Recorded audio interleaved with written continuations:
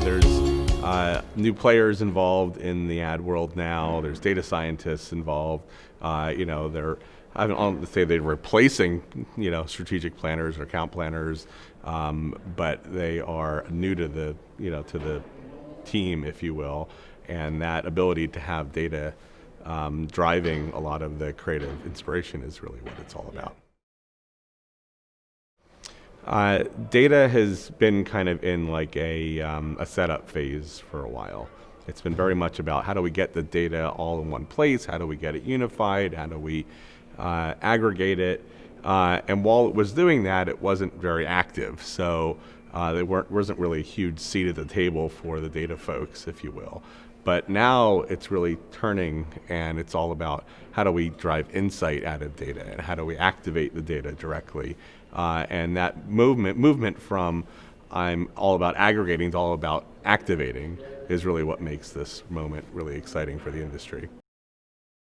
Weleda's interesting. We kind of had an experiment with Weleda where we were looking at how do we compare what we did in traditional data, which is surveys, segmentation studies, and how do we then transition that into the world of behavioral data.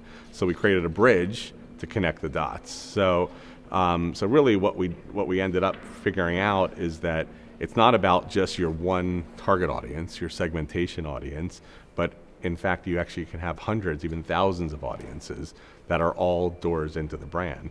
And any of those audiences and all of those audiences collectively is really what drives growth. The Echo Awards are critical right now because this is not just about marketers learning a new skill with data, but it's also about them unlearning or forgetting skills that maybe they've learned over time, but at the same time they need to sort of evolve and change. I think that's kind of a critical element. It's about learning new skills, and it's about unlearning skills that maybe are outdated or evolving or changing.